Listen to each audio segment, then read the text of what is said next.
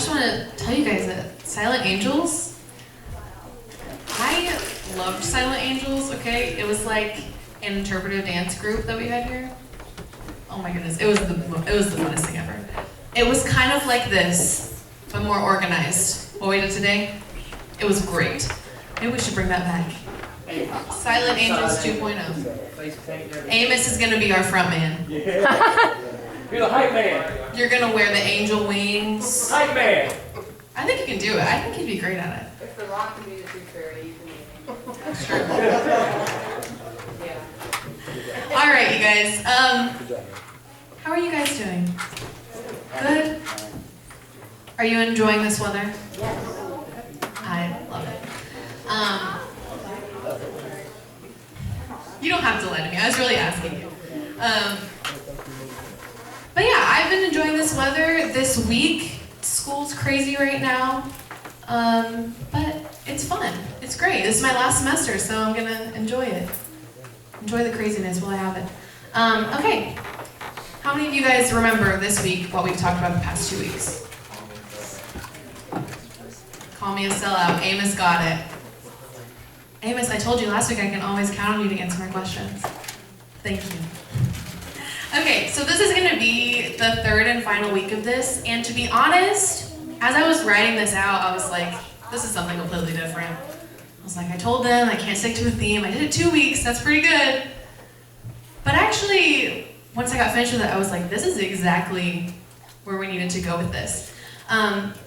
So I want to ask you a question to begin with. I think questions are great to start out with, because it gets you thinking, you know?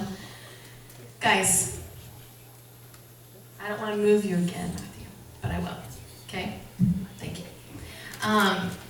So what happens, think about this to yourself, you don't have to say it. What happens when things don't go according to your plan? Think about how you feel if something happens in front of you and you're like, I was not expecting that. Good or bad, when something happens that doesn't go according to your plan, think about that. Last week, who did we talk about? Peter and? Who said that? Thomas. Remember, I said people call him Doubting Thomas, but I don't like that. I'm just kidding. It's easy to remember him that way, Doubting Thomas. So we talked about Peter and we talked about Thomas. And who are they? Disciples. Perfect. You guys were listening. See, I never know if you're listening when I'm up here because you're giving me these blank stares. I don't really know. But I appreciate your answers. It makes me feel better. Okay, what did Peter do? What was his big mistake that he made that we talked about? He denied Jesus 3 times. While what was happening? While Jesus was on the cross. While Jesus was dying, he denied him 3 times. What did Thomas do? We talked about it a little bit. What did Thomas do? He doubted what? He doubted that Jesus came back, right? But I also mentioned that all of the disciples were in hiding, right? They all ran away, except John. Put that disclaimer in there. John was at the cross. They all ran away when Jesus was crucified. So I want you to think about this, another situation. Put yourself in their shoes. This man, Jesus, they followed him for years. He was their mentor. He was their teacher. He was their friend. He actually died. It wasn't a fake death. He actually died. Think about that. They had been told, if you guys read all the Gospels of the story of Jesus' ministry, Jesus told them, I'm going to die one of these days. And as it got closer, he's like, I'm going to die soon. I'm not going to be here. He told them ahead of time.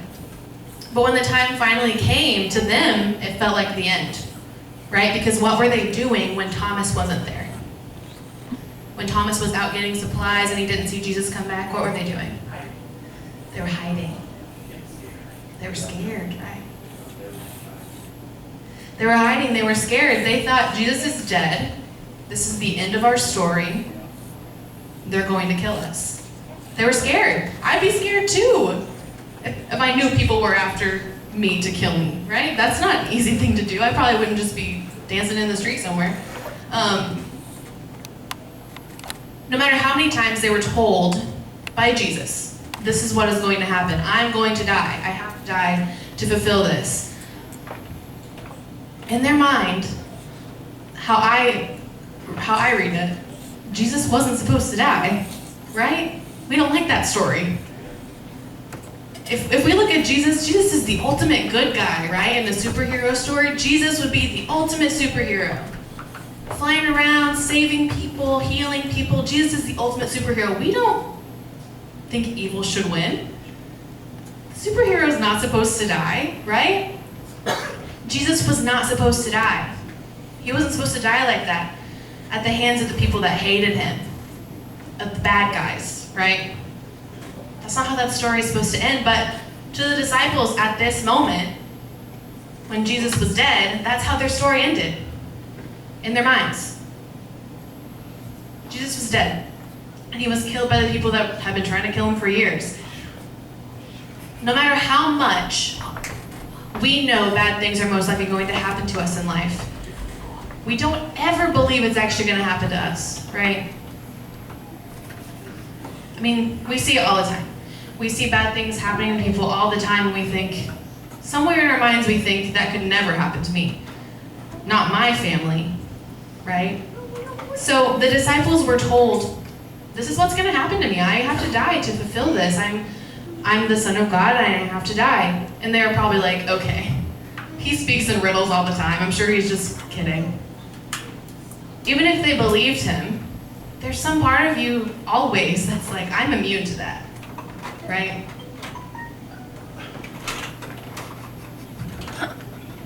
The disciples may not have expected that the worst would actually happen, even though they had so many warnings. Because Jesus told them so many times, but I don't think that we are really expected to not be human when something happens and it's not in our plan.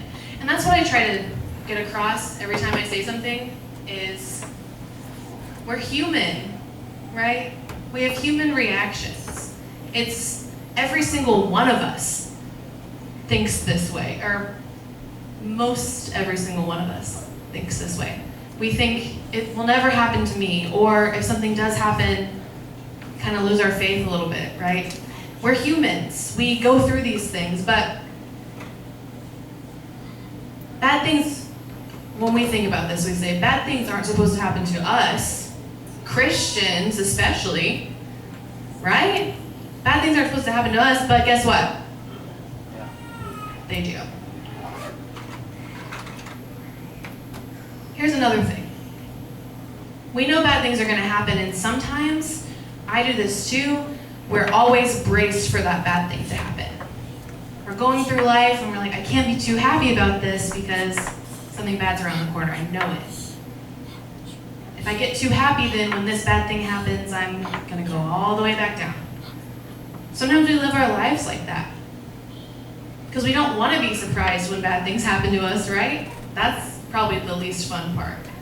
The bad thing is bad, but it's that feeling of surprise of, oh, I thought I was immune to that, and then it happened to me, right? Here's the thing though, no matter how much we put our lives on hold, our happiness on hold, our walk with God on hold, our dreams on hold, because we're scared, we can't prepare for these things. Think about the disciples. The disciples were told so many times by Jesus, I'm not going to be here one day. I'm going to die. How much time did they have to prepare for this?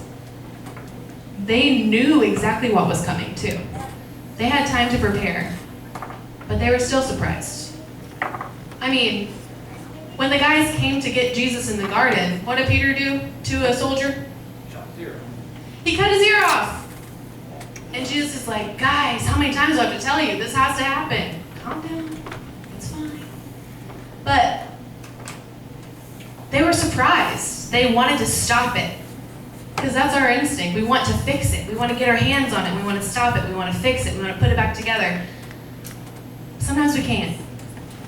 And we can't prepare for things like that. We usually can't even imagine something like that would ever actually happen to us, right? But we're naturally planners. Even people like me who are very unorganized, we naturally plan, right? It could be as little as, I'm gonna wake up tomorrow at 8 a.m. I'm gonna eat breakfast at 8:15. Maybe we're not that strict, but you know what I mean. We have a routine. We plan our routine. How many of you guys know, if it's the morning, you're supposed to wake up at 8 a.m. and leave your house at 9:30, and you wake up at 9, you sleep through your alarm, you wake up at 9, your whole day is thrown off. At least your first few hours are completely thrown off, right? If little things like that can throw us off, what happens when the big things come in that we weren't expecting? When something happens to derail our plans or push us off course in any way, we're shaken. Our faith is shaken. Here's something we talked about the past couple of weeks. When something happens and it's not in our plan and it's unexpected, our focus is shifted yet again. So we've talked about shifting our focus, about how we have to be aware of what we're focused on, right? We have to be aware of who we're focusing on. Our focus is shifted yet again to a problem we have no control over rather than on God. And again, I want to reiterate, this happens to every single person in the whole entire world, so you're not alone if your focus has shifted. But it is up to us to recognize that. We have to be able to say, I'm looking at this problem and I'm trying to figure it out, and I'm letting everything else fall to the wayside even though I can't figure it out. There's nothing I can do for it. You have to shift your focus back to God in these situations. And I was listening actually to Stephen Furtick this morning, and something that he talked about fit really well in this. So he was talking about, his message is called Sticking Points. It's from this past week. And he was talking about sticking points in negotiations. And these are like, kind of like turning points. So like, these are the points that make or break your negotiation. He said, if someone willingly offers something up in a negotiation, you probably don't want it. So he means, if someone's like, oh, you can have this, that means they don't want it. It's not valuable to them, so it's probably not valuable. It's probably not something you want. No one gives up something that they find extremely valuable or important. And this is the part that I really loved. He said, if you feel like you're fighting so hard to move out of the place you've been stuck in, or if you're going through something extremely difficult and you're on the verge of giving up, don't. Because that just means that there's something ahead of you that is so great and so important and so life-changing that the enemy wants to hold on to you as long as they can. Because you're valuable to them when you're down. When you're held back, you're valuable to them because you have such great things ahead of you. So when you're in your situation and you're sitting at home and you're thinking, I can't get out of this mess that I'm in, there's no way. Just know that if you're in a mess that you can't get out of and you feel like you're doing everything right, you're following God, you're praying, you're reading your Bible, you're asking all the right questions, you're doing all the right things, you're being good at school, you're being a great worker at your job, you're doing everything right, and you feel like, why is nothing happening for me? Why am I stuck? It's usually because there's something coming up. There's something right there. But it's a negotiation between you and the enemy, and you have to decide what's more valuable.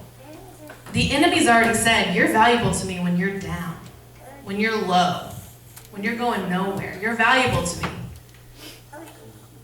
But when we shift our focus and we look at God instead of where we're stuck and what's directly in front of us and how in the world am I going to get through this, and I can't control this, and I don't have any money, and I can't get out of my family is crazy, and I can't do this, and I can't do that, and I can't be better, and I can't. When we shift our focus from those things and we put our focus on God, we've decided that we're valuable when we're following God. The enemy wants to keep us back. The devil wants to hold us down.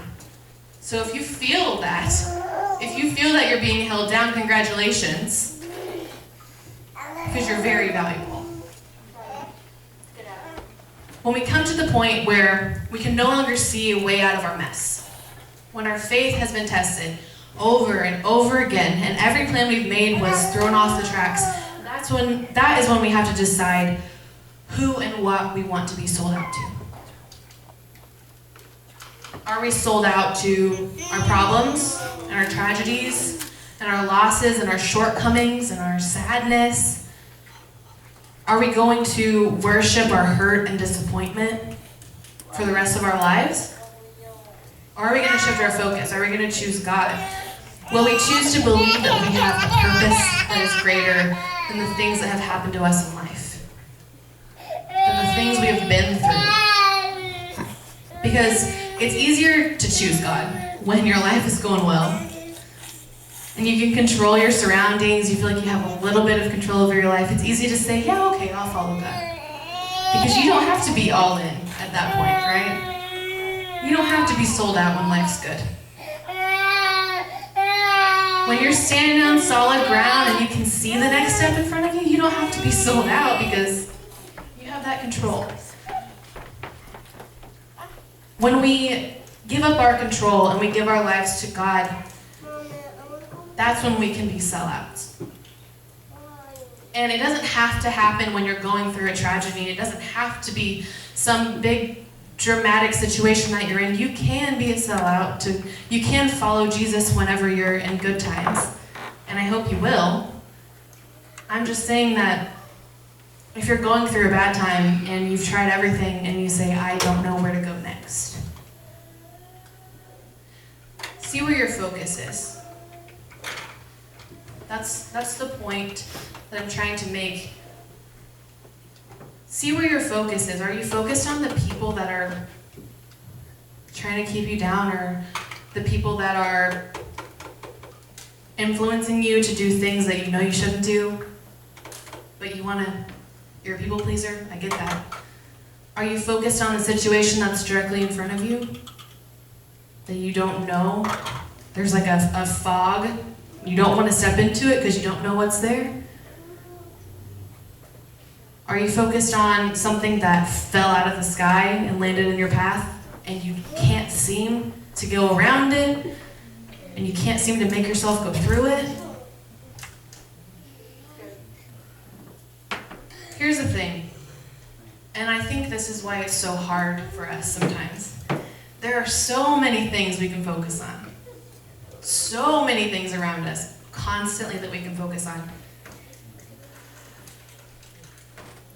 Or we can focus on God. When we focus on God, it doesn't mean those things go away. It just means that we have a purpose. Sometimes when we're lost in our mess and in our tragedies and our situations, we feel like there's no purpose. Why did this happen to me? What am I meant to do with this? And in that situation, I don't know about you guys, but I can't see it. I can't see the purpose in it a lot of times. But when you look to God, He always has a purpose for you. Even if you can't see it in that moment, you'll find it. And here's the last thing I want to say before we're finished for the night. Everybody has to choose. This is